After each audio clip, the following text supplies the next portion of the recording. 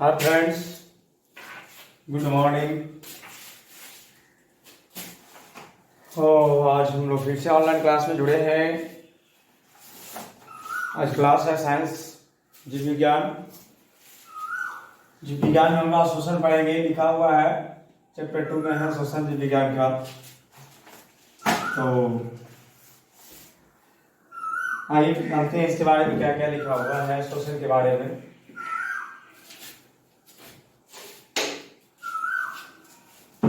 Science, आप लोग श्वसन के बारे में पहले से ही बहुत पढ़े होंगे, इसलिए कि इससे नीचे क्लास में बहुत सारे पढ़ना का है। कल पिछले अध्याय में जान चुके होंगे कि जीवन संबंधी क्रियाओं के सुचारू रूप से संचालन के लिए शरीर को आवश्यक ऊर्जा की पूर्ति पोषण के द्वारा होती है। फर्स्ट अध्याय में हमने जाना कि कोई भी जीव प्राणी को जीवित रहने के लिए, स्वास्थ्य संबंधी सभी क्रियाकलाप को चलाने के लिए, है ना, पोषण की आवश्यकता होती है। किसकी आवश्यकता होती है? पोषण की आवश्यकता होती है। और पोषण से ही हमारा शरीर को ऊर्जा प्राप्त होती है। वातावरण से ग्रहण किए गए भोज्य पदार्थों का उनके द्वारा उनके मूल जटिल रूपों से ऊर्जा के उत्पादन के लिए उपयोग करना संभव नहीं है। इसलिए जटिल खाद्य पदार्थों को पाचन के द्वारा उनके सरल रूपों में परिवर्तित किया जाता है ताकि वे ऊतकों द्वारा आसानी से अवशोषित हो सके तथा उनका उपयोग ऊर्जा के उत्पादन के लिए हो सके।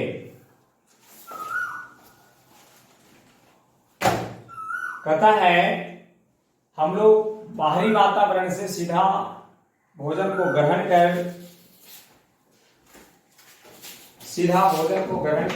ऊर्जा का निर्माण नहीं कर सकते। इसीलिए हम लोग भोजन को पहले ग्रहण करते हैं। कई प्रक्रियाओं के द्वारा उस भोजन को छोटे छोटे टुकड़ों में बांटा जाता है, उसे खंडित करके बहुत सूक्ष्म रूप में परिवर्तित कर दिया जाता है। फिर उस खंडित भोज्य पदार्थों से हमारे को उसका आवश्यक पोषक पदार्थों को ग्रहण कर लेता है, अवशोषित कर लेता है, और उस अवशोषित करने के बाद उसी से ऊर्जा का निर्माण करता है।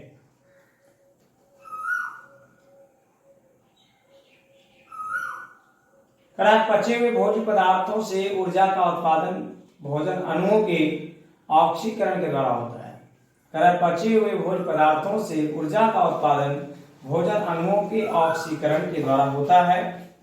भोजन अणुओं का ऑक्सीकरण दो परिस्थितियों में संभव होता है। और हमारा ऊर्जा जो बनता है, जो छोटे छोटे भोज्य पदार्थ खंडित हुआ और वो कोशिकाओं के द्वारा अवशोषित करा जाता है, तो वो अवशोषित खाद्य पदार्थ ऑक्सीजन की जब तक उपस्थिति नहीं मिलती है तब तक, है ना, वो लगभग ऊर्जा का निर्माण नहीं कर पाता है। ये क्रियाएं ऑक्सीकरण कहलाता है, जिसके तहत वो ऑक्सीजन का संयोग करके ऊर्जा का निर्माण करती है। ऑक्सीकरण में दो परिस्थिति में संभव होती है। पहला, ऑक्सीजन की अनुपस्थिति में। ऑक्सीजन की अनुपस्थिति में जो संपन्न होती है ऑक्सीकरण, उसको अवायवीय कहते हैं। और ऑक्सीजन की उपस्थिति में जो ऑक्सीकरण संपन्न होता है उसे वायवीय कहा जाता है। तो ऑक्सीजन की अनुपस्थिति में भोजन अणुओं के ऑक्सीकरण से मुक्त होने वाली ऊर्जा की मात्रा बहुत ही कम होती है। यानी जो ऑक्सीकरण हवा की अनुपस्थिति में, ऑक्सीजन की अनुपस्थिति में होती है, उसमें ऊर्जा बहुत ही कम बनती है, लेकिन बनती है। उसकी अपेक्षा जो ऑक्सीजन की उपस्थिति में जो होता है ऑक्सीकरण की क्रिया, उसमें ऊर्जा का निर्माण बहुत ज्यादा होता है। अतः कह रहा है शरीर के पोषण के साथ साथ ऑक्सीजन का भी हमारे लिए होना बहुत ही जरूरी है। जितना ही हमारे शरीर के लिए जरूरी है पोषण, उतना ही जरूरी हमारे लिए है ऑक्सीजन। क्योंकि पोषण कर लेते हैं, पोषण कर लिए हमारे शरीर में भोज्य पदार्थ भी चला गया, कोशिका तक भी चला गया, लेकिन जब तक ऑक्सीजन नहीं जाएगा तो वह कोशिका उस भोज्य पदार्थ से ऑक्सीजन के बगैर ऊर्जा नहीं निर्माण कर सकता है। और यदि ऊर्जा निर्माण नहीं करेगा तो हमारा शरीर भी कार्य नहीं कर पाएगा। कहा गया बृहद रूप में श्वसन उन सभी प्रक्रियाओं का सम्मिलित रूप है। बृहद रूप में श्वसन उन सभी प्रक्रियाओं का सम्मिलित रूप है जिनके द्वारा शरीर में ऊर्जा का उत्पादन होता है, जिसके द्वारा शरीर में ऊर्जा का उत्पादन होता है। कह रहा है बृहद रूप से में श्वसन उन सभी प्रक्रियाओं का सम्मिलित रूप है जिनके द्वारा शरीर में ऊर्जा का उत्पादन होता है। ऊर्जा के उत्पादन के लिए कोशिकाओं को में सरल भोज्य पदार्थ सामान्यतः ग्लूकोज या कभी कभी वसा, विशेष परिस्थिति में एमिनो अम्ल की क्रमिक ऑक्सीकरण विघटन किया जाता है। तो अभी आपने देखा कि हमारे खासकर मानव जीव की बात करा जाए तो जितना ही जरूरी पोषण है उतना ही हमारे शरीर के लिए इंपॉर्टेंट श्वसन भी है, क्योंकि हमारे शरीर में भोजन का पाचन क्रिया में भी श्वसन का ही ऑक्सीजन का ही कार्य होती है। अगर हमारे शरीर में ऑक्सीजन नहीं हो तो भोजन का पाचन क्रिया भी संभव नहीं हो सकता है। कहता है यह ऊर्जा एटीपी जैसे विशेष प्रकार के यौगिक के रासायनिक बंधन में संग्रहित रहती है और खड़ा है जैव ऊर्जा के उत्पादन के लिए कोशिका मुख्यतः ग्लूकोज का उपयोग करती है, अतः ग्लूकोज को कोशिकीय ईंधन भी कहा जाता है। हमारे शरीर में जो जैव ऊर्जा का उत्पादन होता है, जो हमारे शरीर में ऊर्जा बनती है ना, वो ग्लूकोज के रूप में बनती है। क्या बनती है? तो हमारी कोशिकाओं जो होती है ग्लूकोज को उपयोग करती है अपना ऊर्जा निर्माण के लिए, ठीक है, और ग्लूकोज को उपयोग करता है ऊर्जा निर्माण के लिए। इसीलिए ग्लूकोज को हमारे शरीर का कोशिकीय ईंधन कहा जाता है, क्योंकि ग्लूकोज के द्वारा ही वो भोजन बनता है, इसलिए कोशिकीय ईंधन वो उसे कहा जाता है। श्वसन की परिभाषा के रूप में बताया गया है इसमें कि श्वसन वैसी प्रक्रिया का सम्मिलित रूप को कहते हैं जिसमें बाहरी वातावरण से ऑक्सीजन ग्रहण कर शरीर की कोशिकाओं में पहुंचता है। श्वसन वैसी प्रक्रियाओं के सम्मिलित रूप को कहते हैं जिसमें बाहरी वातावरण से ऑक्सीजन ग्रहण कर शरीर की कोशिकाओं में पहुंच जाता है, जहां उसका उपयोग कोशिकीय ईंधन के रूप में होता है और ऊर्जा का निर्माण होता है।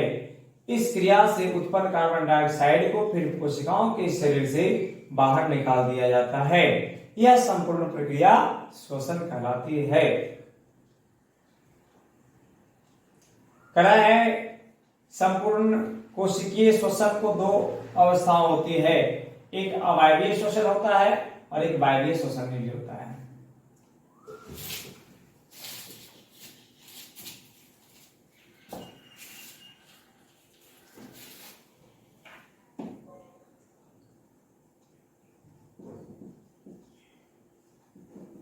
श्वसन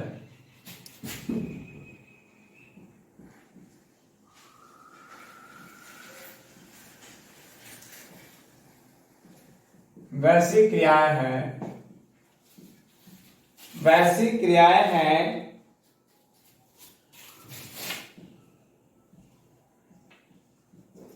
जिसमें बाहरी वातावरण, वैसी क्रियाएं हैं जिसमें बाहरी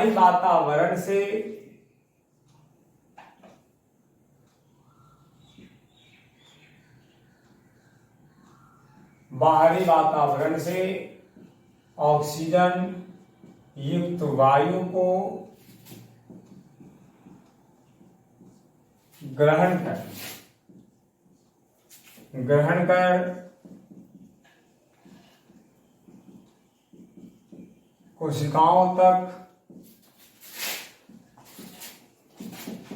पहुंचाया जाता है, कोशिकाओं तक पहुंचाया जाता है, जिससे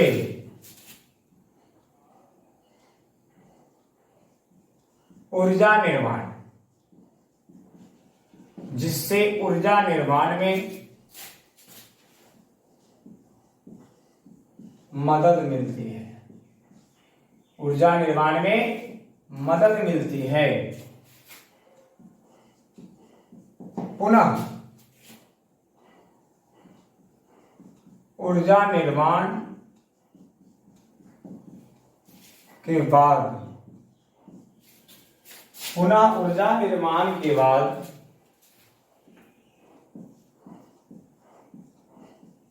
निर्मित carbon dioxide gas CO2 gas, निर्मित CO2 गैस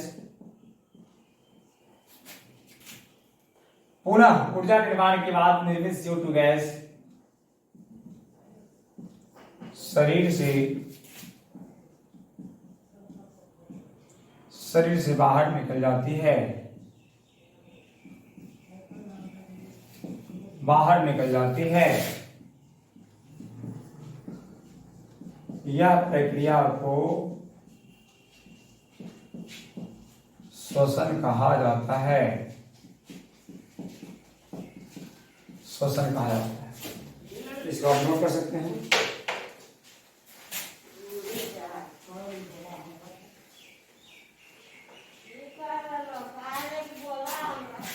लिखेंगे यहाँ पे हमारे शरीर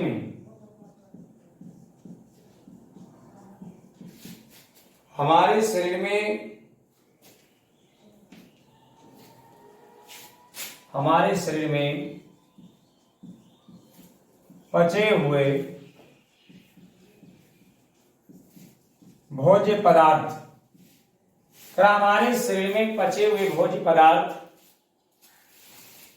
से ऊर्जा का निर्माण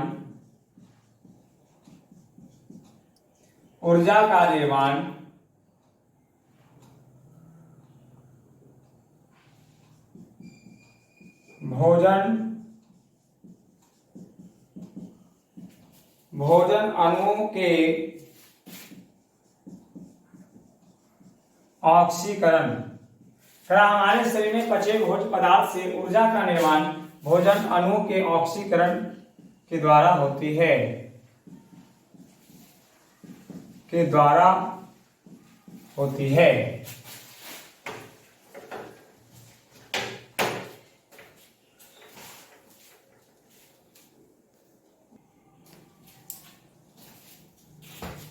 खड़ा है। हमारे शरीर में दो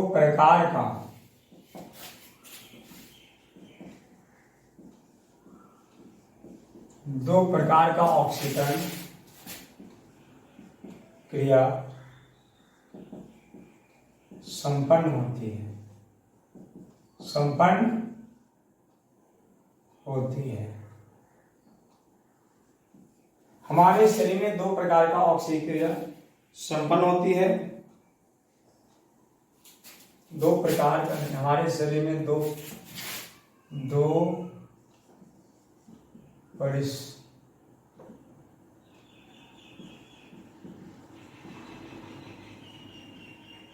हमारे शरीर में दो परिस्थिति में ऑक्सीकरण क्रिया संपन्न होती है।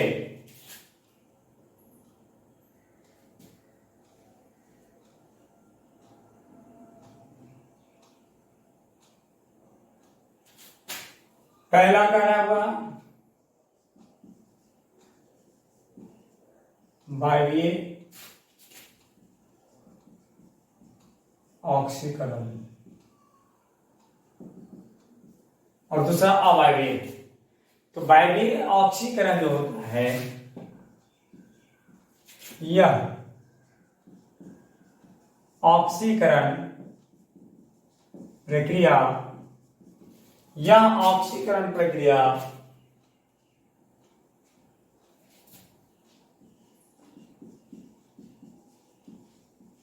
ऑक्सीजन की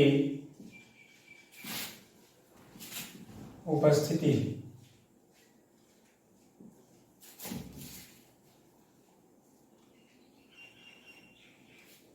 ऑक्सीजन की उपस्थिति में, यह ऑक्सीकरण प्रक्रिया ऑक्सीजन की उपस्थिति में संपन्न होती है। यह ऑक्सीकरण प्रक्रिया ऑक्सीजन की उपस्थिति में संपन्न होती है, जिसमें जिसमें बहुत अधिक मात्रा में ऊर्जा का निर्माण होती है।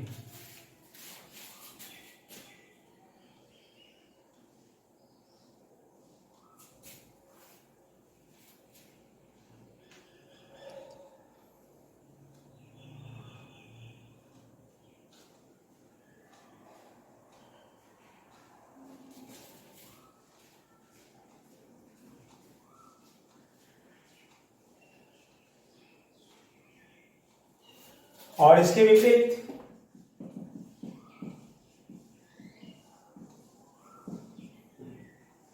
अवायवीय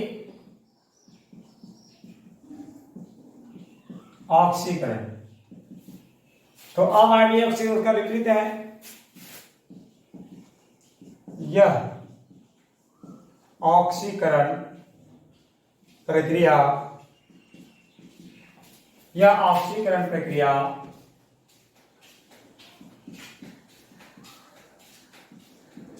ऑक्सीजन की अनुपस्थिति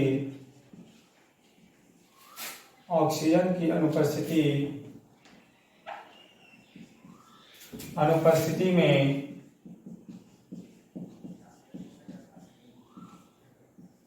संपन्न होती है जिसमें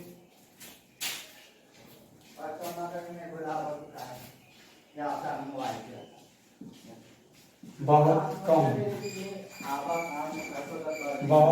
ऊर्जा का उत्पादन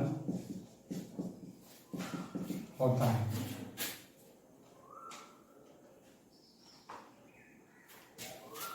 एक लाइन नोट में याद रखिएगा,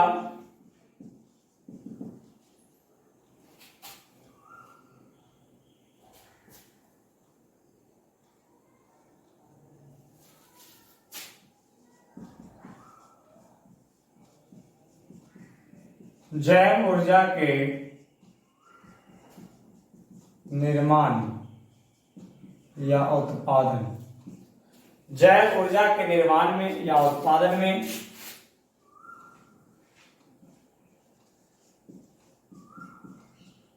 ग्लूकोज का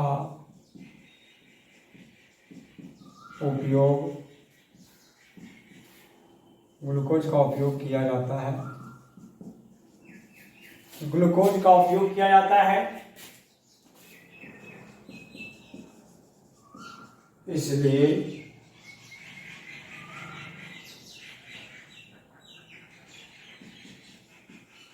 ग्लूकोज को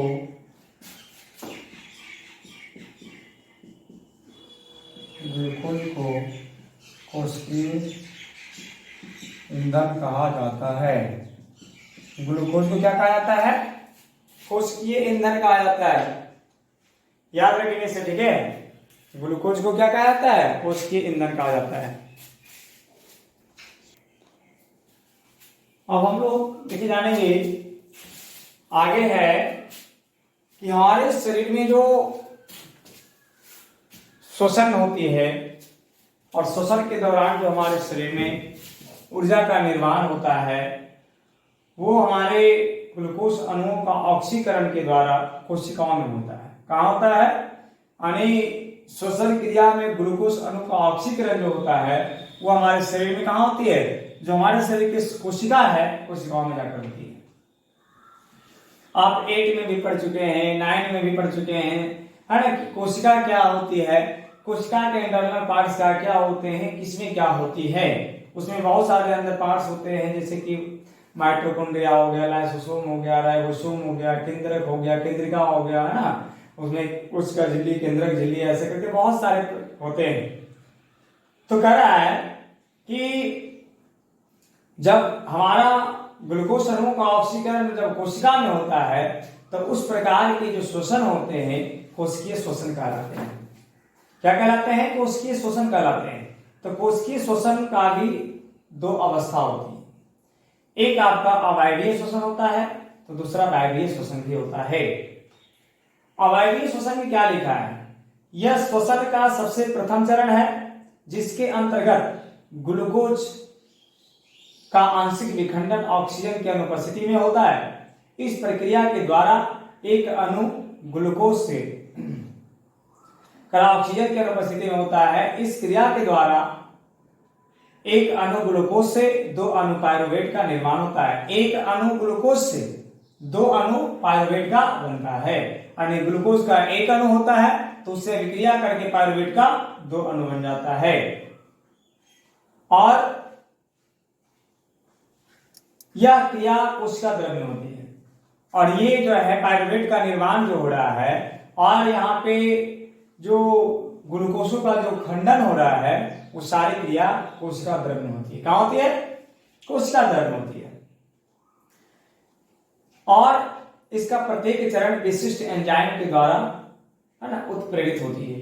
अंश कोशिका द्रव्य में इस क्रिया के दौरान बहुत प्रकार के एंजाइम भी बनते हैं। इस प्रक्रिया में चूंकि ग्लूकोज अणु का आंशिक विखंडन होता है उसमें निहित ऊर्जा का बहुत छोटा भाग है मुक्त होती है। विशेष ऊर्जा पायरुवेट के बंधनों में से ही संचित रह जाती है। पायरुवेट के आगे की स्थिति निम्नलिखित तीन प्रकार की हो सकती है। तो आपने यहाँ देखा कि हमारे शरीर में श्वसन की क्रिया भोजन अणुओं के ऑक्सीकरण की क्रियाओं के द्वारा कोशिका में संपन्न होती है। इसलिए हमारे शरीर में श्वसन को दो परिस्थिति बनाया गया है, एक ऑक्सीजन की उपस्थिति में और दूसरा ऑक्सीजन की अनुपस्थिति में। और पहला चरण को अवायवीय श्वसन कहा गया है जो कि ऑक्सीजन की अनुपस्थिति में संपन्न होती है। उसमें ग्लूकोज का खंडन होता है और पायरुवेट का निर्माण होता है। ग्लूकोज के एक अणु से दो पायरुवेट अणु का निर्माण होता है जिसमें ग्लूकोज के अणु आंशिक रूप से विखंडित होती है और शेष ऊर्जा जो है पायरुवेट में या पायरुवेट के बंधनों में संचित रह जाती है। और वो पायरुवेट दूसरे चरण की जो श्वसन है वायवीय श्वसन के दूसरे चरण में पायरुवेट का पूर्ण ऑक्सीकरण के लिए माइटोकॉन्ड्रिया में भेज दिया जाता है। यानी वो वहां से दूसरे चरण में जब श्वसन की क्रिया शुरू होती है तो वो पायरुवेट जो है वो आपका माइटोकॉन्ड्रिया में चला जाता है। यहाँ ऑक्सीजन की उपस्थिति होती है। पायरुवेट का विखंडन तेजी से होता है। 3 कार्बन वाले पायरुवेट अणु विखंडित होकर 3 कार्बन डाइऑक्साइड के अणु बनाते हैं। अब उसमें क्या होता है? पायरुवेट विखंडित होकर CO2 बनाता है। पहला चरण में ग्लूकोज विखंडित होकर पायरुवेट बना रहा था। अब पायरुवेट विखंडित होकर ग्लूकोज CO2 बना रहा है। 3 अणु अगर पायरुवेट का विखंडित होता है तो उससे 3 अणु कार्बन डाइऑक्साइड का बनता है। इसके साथ साथ जल तथा रासायनिक ऊर्जा का भी मुक्तिकरण होता है ना। तो ये आप ध्यान रखेंगे। यहाँ पे हमारे शरीर में श्वसन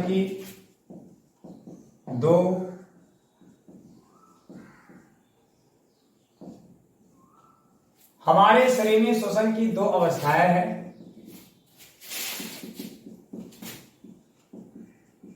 पहला अवायवीय श्वसन, इसमें हम जानते हैं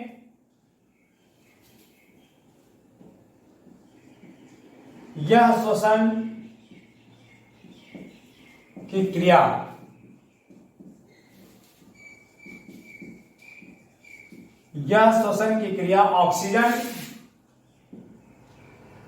ऑक्सीजन की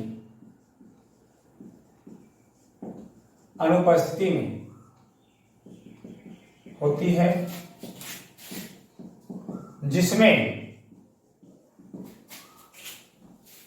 ग्लूकोज के एक अणु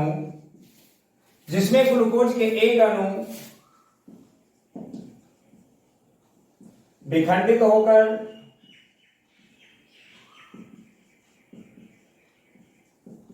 पायरुवेट, क्या लिखा हुआ है? विखंडित होकर पायरुवेट के दो अणु का निर्माण होता है। पायरुवेट के दो अणु का निर्माण करता है या होता है। ठीक है, यह श्वसन ऑक्सीजन की अनुपस्थिति में भी होती है और यहाँ पे आंशिक विखंडन होता है ग्लूकोज का, और जिसमें कि बताया गया कि ग्लूकोज का एक अणु का विखंडन पायरुवेट के दो अणु के रूप में होता है।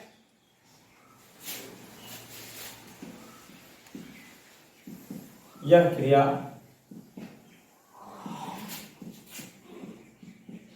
कोशिका द्रव में होती है।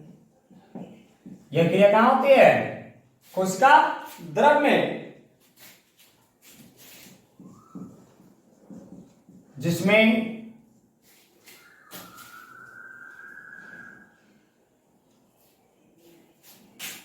इसका जरूरत नहीं है, ये कह रहा है कोशिका द्रव में होती है।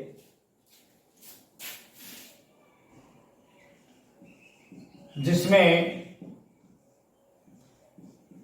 अधिकांश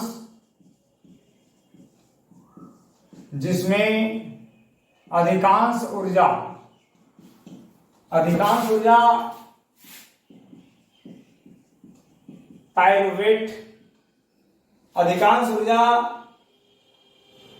पायरुवेट के बंधनों में ही, पायरुवेट के बंधनों में ही संचित रह जाती है, संचित रह जाती है।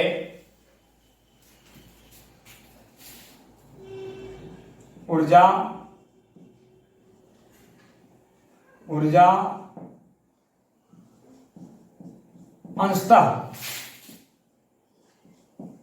अंशतः मुक्त होती है। क्या होती है? ऊर्जा जो है बहुत कम मात्रा में निकलते हैं। ऊर्जा अंशतः मुक्त होती है। अंशतः मुक्त होती है का मतलब बहुत कम मिलते हैं। ये करा हमारे शरीर में श्वसन की दो अवस्था होती है, वायवीय श्वसन और अवायवीय श्वसन। तो अवायवीय श्वसन में यह श्वसन की क्रिया ऑक्सीजन की अनुपस्थिति में होती है। अनुपस्थिति मतलब ऑक्सीजन नहीं होती है, जिसमें ग्लूकोज के एक अणु विखंडित होकर पायरुवेट के दो अणु का निर्माण करता है। यह क्रिया कोशिका द्रव में संपन्न होती है, जिसमें अधिकांश ऊर्जा पायरुवेट के बंधनों में ही संचित रह जाती है और इसमें ऊर्जा अंशतः मुक्त होती है, यानी बहुत कम मात्रा में मुक्त होती है। दूसरा इसका जो चरण है वायवीय श्वसन। वायवीय श्वसन, इसमें आपको कह रहा है कि प्रथम चरण में बना पायरुवेट, कहता है प्रथम चरण में बना पायरुवेट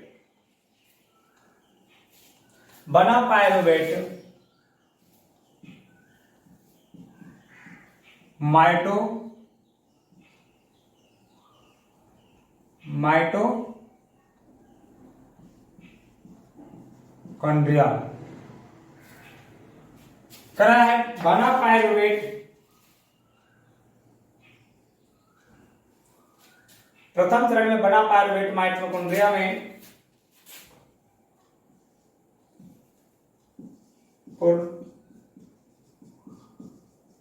पूर्ण ऑक्सीकरण के लिए चला जाता है। करार प्रथम चरण में बना पायरुवेट माइटोकॉन्ड्रिया में पूर्ण ऑक्सीकरण के लिए चला जाता है,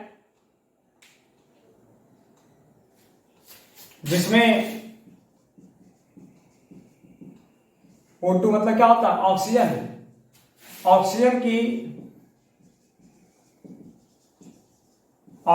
की उपस्थिति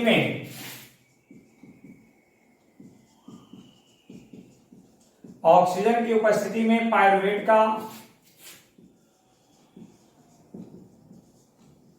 का विखंडन होता है। पायरुवेट का विखंडन होता है जिसमें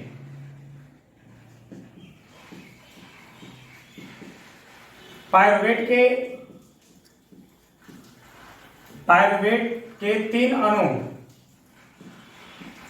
जिसमें बताया जा रहा है कि पायरुवेट के 3 अणु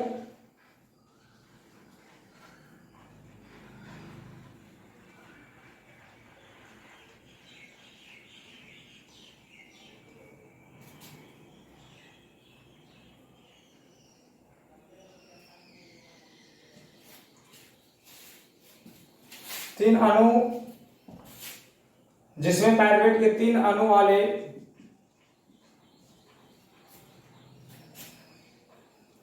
जिसमें पायरुवेट के 3 कार्बन वाले अणु जिसमें पायरुवेट के 3 कार्बन वाले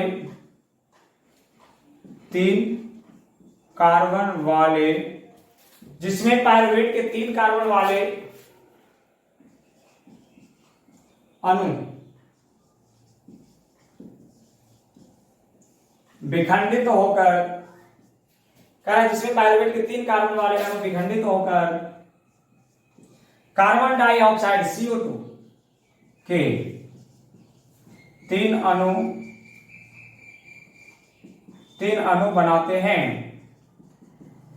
3 अणु बनाते हैं यानी पायरुवेट के 3 कार्बन वाले एक अणु से विखंडित होकर CO2 के 3 अणु बन जाते हैं।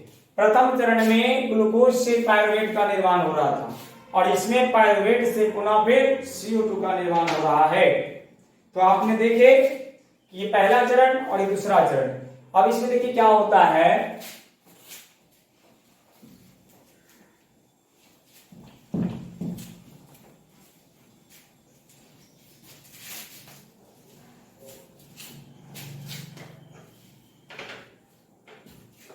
CO2 के 3 अणु का निर्माण होता है।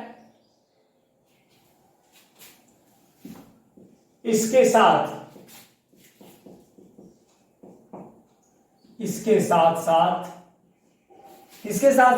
CO2 के अलावे CO2 के साथ साथ जल तथा रासायनिक ऊर्जा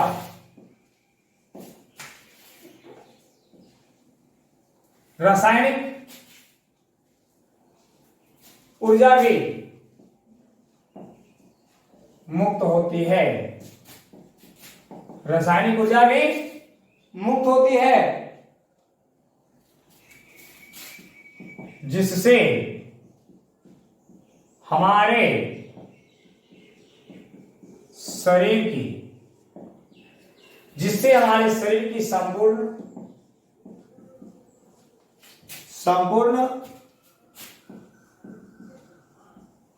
जैविक क्रियाएं होती है। खड़ा है हमारे शरीर में जो दूसरा चरण का वैदिक शोषण है, पायरुवेट को विखंडित कर CO2 का निर्माण करा जाता है। CO2 के साथ साथ उसी में जो माइटोकॉन्ड्रिया है, जल का भी निर्माण होता है। जल के साथ आपका रासायनिक ऊर्जा का भी निर्माण होता है और यही रासायनिक ऊर्जा जो बना वो हमारे संपूर्ण शरीर को जैविक क्रियाओं में क्या करती है, मदद करती है। जितनी भी जैविक क्रिया होती है इसी रासायनिक ऊर्जा के द्वारा संपन्न होती है। इसको लिखते जाएंगे।